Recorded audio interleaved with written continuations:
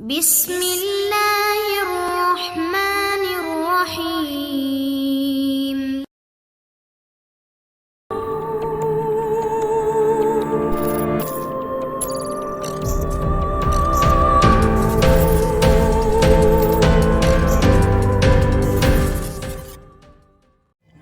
السلام علیکم دوستو، Imran series novel ghost island by Safdar Shahin. اگر آپ نے ابھی تک ہمارے چینل جاسوسی دنیا کو سبسکرائب نہیں کیا تو سبسکرائب کریں اور بیل آئیکن پر کلک کیجیے۔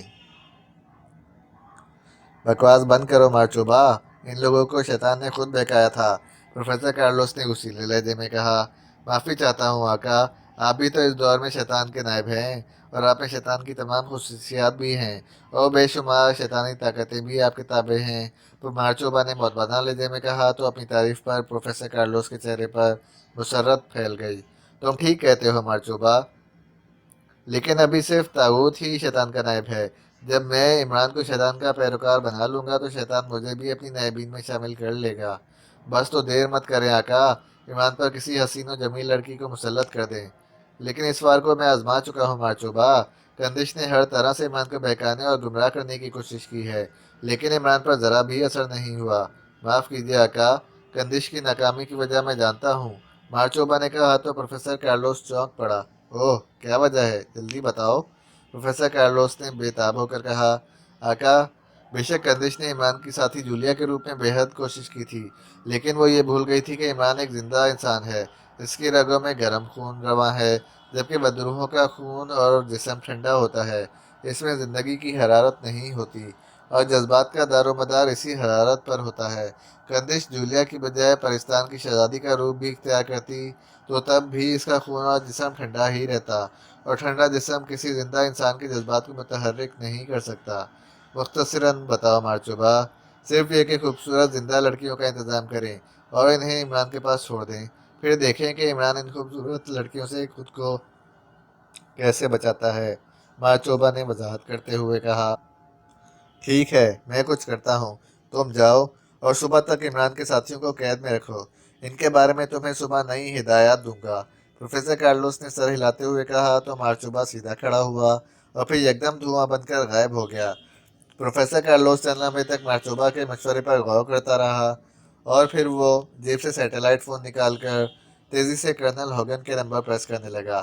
یس، colonel Hogan from this and, دوسری طرف سے کرنل ہوگن کی آواز سنائی دی۔ پروفیسر کارلوس بول رہا ہوں کرنل ہوگن، پروفیسر کارلوس نے مخصوص لہجے میں کہا۔ یس پروفیسر، میں آپ کی کال کا شدت سے انتظار کر رہا تھا۔ کرنل ہوگن، مجھے ایک انتہائی خوبصورت اور نوجوان لڑکی چاہیے، ایسی لڑکی جو نہ صرف مردوں کو الو بنانے میں ماہر ہو بلکہ انتہائی چالاک و عیار بھی ہو۔ کیا آپ کے ڈپارٹمنٹ میں کوئی ایسی لڑکی موجود ہے؟ اوہ، بلیک مون ایجنسی کی ایک ممبر لڑکی آپ کی مطلوبہ خصوصیات کی حامل ہے پروفیسر، لیکن آپ کو ایسی لڑکی کس مقصد کے لیے چاہیے ہے؟ کرنل ہوگن کی آواز سنائی دی۔ عمران کے لیے، لیکن عمران تو عورت پروف ہے پروفیسر کارلوس، ساری دنیا جانتی ہے کہ آج تک کوئی عورت عمران کو متاثر نہیں کر سکی۔ عورت کے معاملے میں عمران انتہائی پتھر دل ہے۔ جولیا جو سیکرٹ سروس کی ممبر اور عمران کی پرانی ساتھی ہے، وہ بھی عمران کی محبت حاصل کرنے میں کامیاب نہیں ہو سکی، اور تو اور زیرو لینڈ کی عیار ترین اور حسین و جمیل جاسوسہ بھی عمران کو اپنی طرف راغب کرنے کی ہزاروں کوشش کر چکی ہے، لیکن اسے بھی ہر مرتبہ ناکامی کا منہ دیکھنا پڑا، بلکہ کئی مرتبہ تو وہ عمران کے ہاتھوں مرتے مرتے بچی ہے۔ کرنل ہوگر، تھریسیا کی بات اور ہے، لیکن میں جس لڑکی کو عمران کے خلوت میں بھیجوں گا، اس لڑکی کے ساتھ میری ماورائی طاقتیں بھی ہوں گی جو اس کی مدد کریں گی، اور وہ لڑکی ہر صورت میں عمران کو بہکانے میں کامیاب رہے گی۔ پروفیسر کارلوس نے مسکراتے ہوئے کہا۔ ٹھیک ہے، میں اس لڑکی کو ہیلی کاپٹر کے ذریعے آپ کے پاس روانہ کر دیتا ہوں، لیکن یہ خیال رکھیے گا کہ دنیا کی ہر عورت، چاہے وہ مردوں کے مقابلے میں جتنی بھی بہادر ہو، جنات اور بدروحوں سے ڈرتی ہے، اور میری ماتحت خوفزدہ ہو گئی تو عمران کو اپنے جال میں پھنسانے میں کامیاب نہیں ہو سکے گی۔ آپ فکر مت کریں، آپ کی ماتحت کو ذرا بھی خوف محسوس نہ ہوگا، اور نہ ہی سے ماورائی مخلوق کی موجودگی کا احساس ہوگا۔ اوکے، پروفیسر کارلوس نے آخر میں کہا اور فون آف کر دیا۔ ہوش میں آنے کے بعد عمران نے ماحول کا جائزہ لیا تو اسے بے حد حیرت ہوئی، کیونکہ اب وہ ایک شاندار بیڈ روم میں بیڈ پر دراز تھا، कमरे में जदीद तर्ज का फर्नीचर सजा हुआ था। बेड की साइड टेबल पर पानी का जग और शीशे का गिलास रखा था। कमरे के वसत में एक मेज और चंद सोफे रखे थे। छत में दुधिया रोशनी वाला बल्ब जल रहा था। एक जानिब टीवी ट्राली पर टेलीविजन नजर आ रहा था। कमरे में कोई खिड़की और रोशनदान ना था। बाएं जानिब की दीवार में दरवाज़ा था मगर वो बंद था। एक कोने में वॉशरूम था जिसका दरवाज़ा खुला हुआ था। फर्श पर दबेज कालीन बिछा हुआ था। इमरान हैरत से कमरे का जायजा लेते हुए सोच रहा था कि वो इस कमरे में कैसे पहुंच गया। जल्द ही इसे बेहोश होने से पहले के वाकयात याद आ गए और वो समझ गया कि ये कमरा यकीनन प्रोफेसर कार्लोस के आश्रम में था। फिर एकदम इसे जूलिया का ख्याल आया और वो बेड पर उठकर बैठ गया। ठीक इसी लम्हे कमरे का दरवाज़ा खुला और इमरान दरवाजे की तरफ देखकर चौंक पड़ा। दरवाजे से एक नौजवान और खूबसूरत लड़की खाने की ट्राली धकेलते हुए अंदर आ रही थी। शक्ल से वो एक्रेमियन लगती थी, लेकिन इसके जिस्म पर एक्रेमियन किस्म का मखसूस लिबास था। ट्रॉली में खाने के बर्तन रखे थे। गुड मॉर्निंग सर, आपके लिए नाश्ता लाई हूँ। तुम कौन हो और ये कौन सी जगह है? मेरा नाम सनाक है और मुझे आपकी खिदमत पर मामूर किया गया है। किसने तुम्हें मामूर किया है? क्या तुम प्रोफेसर कार्लोस की मुलाजमा हो? नहीं, मैं मिस कैरन की मुलाजिम हूँ और इसी ने मुझे आपको सर्व करने का हुक्म दिया है। ओह, मिस कैरन कौन है? क्या वो भी कोई बदरू है? नहीं sir, miss Karen Lord Thompson की साहबजादी हैं और ये इनका ज़ाती बंगला है, समाक नामी लड़की ने कहा। लॉर्ड थॉमसन, ये नाम मैंने पहले कभी नहीं सुना। लॉर्ड थॉमसन एकेडेमिया की प्राइवेट जहाज़राना कंपनी के मालिक हैं और कैरन इनकी इकलौती बेटी है। बस बाकी बातें आप मिस कैरन से मालूम कीजिएगा, वो आपके साथ नाश्ता करेंगी। समाक ने मुस्कुराते हुए कहा तो इमरान समझ गया कि वो बताना नहीं चाहती, वरना वो बहुत कुछ जानती है। समाक ट्रॉली से नाश्ता निकालकर मेज़ पर सजा रही थी। तो क्या तुम मेरे साथ नाश्ता नहीं करोगी स्वीटी? इमरान ने बड़े रोमांटिक लहजे में कहा तो समाक चौंक पड़ी और गौर से इमरान की आंखों में झांकने लगी। अगर तो कहते हो तो कर लूँगी, लेकिन पहले मिस कैरन से मिल लें। हो सकता है इनके साथ नाश्ता करके आपको ज़्यादा लज्जत महसूस हो। आप बैठें, वो अभी आती हैं। समाक ने दोबारा कहा और दरवाजे की तरफ मुड़ गई। इसके बाहर जाते ही दरवाज़ा बंद हो गया और इमरान सोफे पर बैठकर सोचने लगा कि अगर समाक का बयान दुरुस्त है तो वो इस जगह कैसे पहुंचा और इसके बाकी साथी कहाँ और किस हाल में हैं। अभी इसने इतना ही सोच रहा था कि अचानक कमरे का दरवाज़ा खुल गया।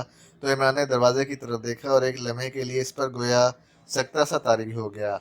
कमरे में दाखिल होने वाली लड़की बेहद स्मार्ट और हसीन थी। इसने सफ़ेद जालीदार गाउन पहन रखा था। वो एक्रेमियन थी, लेकिन इसमें ऐसी कशिश थी कि इमरान फौरी तौर पर पलकें झपकाना भी भूल गया। इसके दाएं जानिब समाक और बाएं जानिब एक और लड़की थी और इसके जिस्म पर भी मुख्तलिफ लिबास था। हेलो अजनबी मेहमान, गाउन वाली लड़की ने इमरान की तरफ बढ़ते हुए कहा। इमरान के अंदाजे के मुताबिक वही मिस कैरन थी। Hello miss carry. सॉरी, मुझे कैरन कहते हैं, कैरन थॉमसन। ओह आई सी। बहरहाल मुझे इमरान कहते हैं। तशरीफ़ रखिए, नाश्ता हाजिर है। इमरान ने सर हिलाते हुए कहा तो कैरन ने अजीब से अंदाज में इमरान के चेहरे की तरफ देखा। आपका नाम एशियाई है, जबकि शक्ल से तो आप एक्रेमियन लगते हैं, कैरन ने आगे बढ़ते हुए कहा। तो इमरान को याद आया कि वो मेकअप में है। हाँ, लेकिन मैंने मेकअप कर रखा है ताकि तुम जैसी खूबसूरत लड़कियां मुझे एशियाई समझकर नफरत ना करें और अपना हम वतन जानकर मोहब्बत करें अपने बाप की तरह। अपने बाप से तो मुझे शुरू से मोहब्बत है मिस्टर इमरान, लेकिन आपके मिलने से वो मोहब्बत आपकी तरफ मुंतकिल हो गई है, इसीलिए मैं आपको यहाँ ले आई। कैरन ने इमरान की तरफ रोमांटिक निगाहों से देखते हुए कहा। तो इमरान ने दिल ही दिल में ला हौला वला कुव्वा कहा। खत्मी, तुम ठहर जाओ। समाक, तुम जाओ, कैरन ने इमरान के तरफ सोफे पर बैठते हुए कहा। तो समाक मुड़कर दरवाजे की तरफ बढ़ गई, जबकि दूसरी लड़की जिसका नाम खत्मी था कैरन के पीछे खड़ी हो गई। मिस्टर इमरान, आप नाश्ता कर लें, अगर पहले गुस्ल करना चाहें तो वॉशरूम में सारा इंतज़ाम है। नहीं, पहले मुझे ये बताओ कि हमारी पहली मुलाकात कहाँ और कैसे हुई, इसके बाद ही कोई और बात हो सकेगी। हमारी पहली मुलाकात समुंदर में हुई थी, कैरन ने दिलकश अंदाज में कहा। ओह, समुंदर में? लेकिन मैं तो जजीरे पर था, इमरान ने एकदम हैरत से उछलते हुए कहा। नहीं, आप जजीरे से काफ़ी दूर, तकरीबन 2 किलोमीटर दूर एक टूटे हुए तख्ते पर बेहोश पड़े थे। मैं अपने ज़ाती स्टीमर में तफरी करते हुए वहाँ से गुजरी तो आपको देखकर अपने गार्ड्स के जरिए आपको स्टीमर पर पहुँचाया।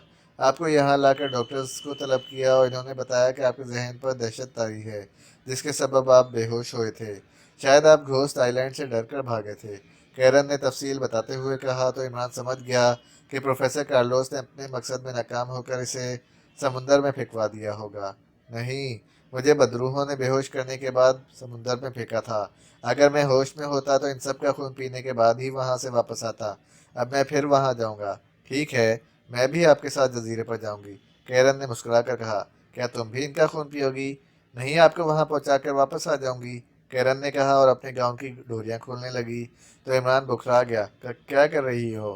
عمران نے تیزی سے آنکھیں بند کر لیں اور ہکلاتے ہوئے کہا، غسل کرنے جا رہی ہوں واش روم میں، کیرن نے مسکراتے ہوئے کہا اور کھڑی ہو کر گاؤن جسم سے الگ کر دیا۔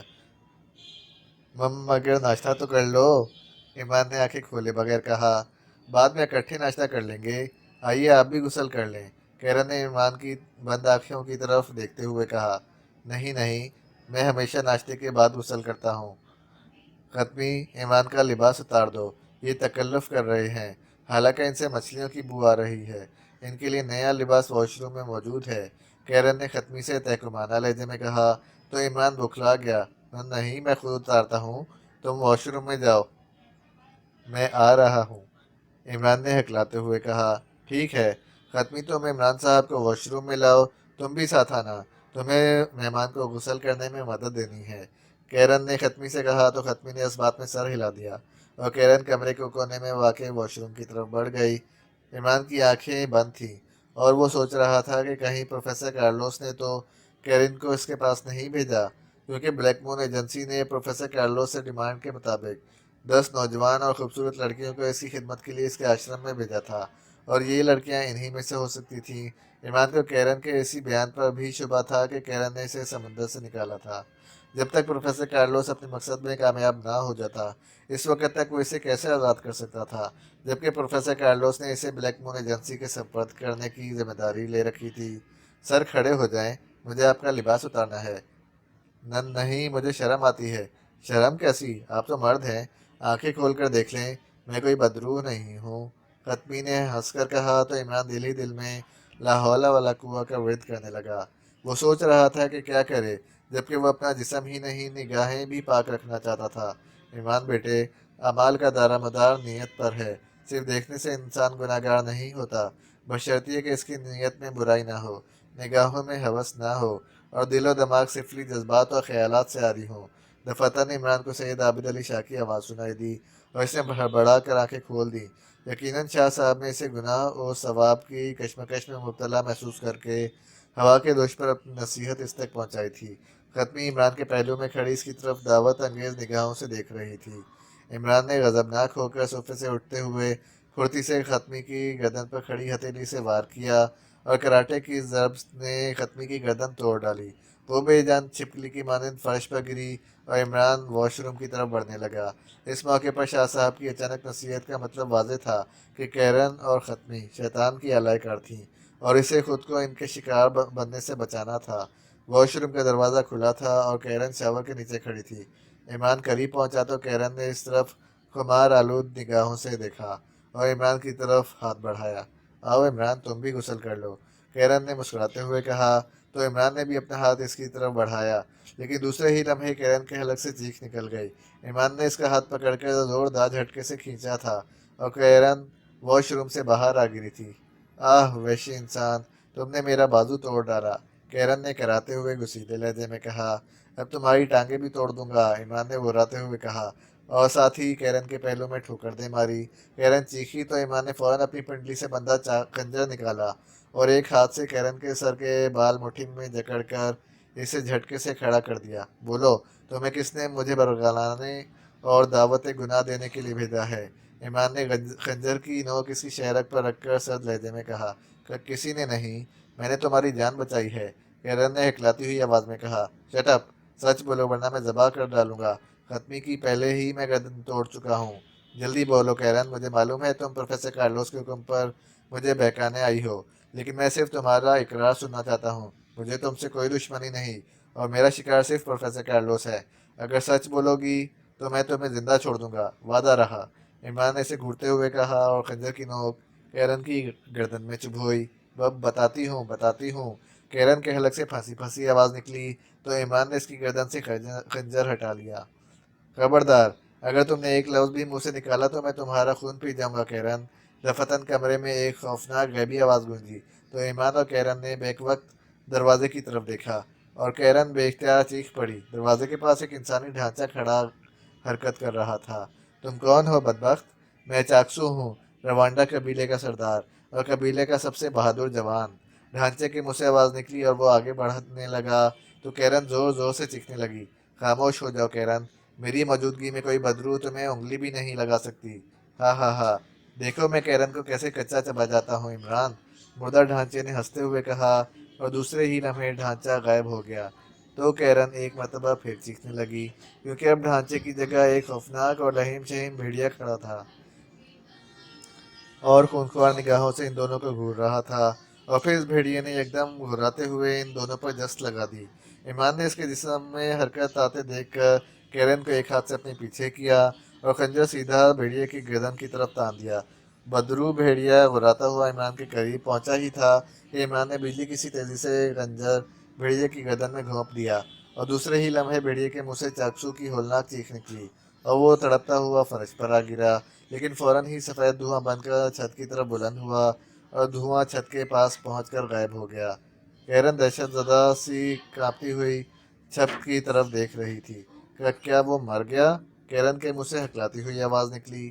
ہاں، کوئی بدرو مجھے یا میرے کسی ساتھی کو جو میرے قریب موجود ہو نقصان نہیں پہنچا سکتی۔ اوہ کیوں؟ اس لیے کہ میں آب حیات سے غسل کر کے جزیرے پر آیا تھا۔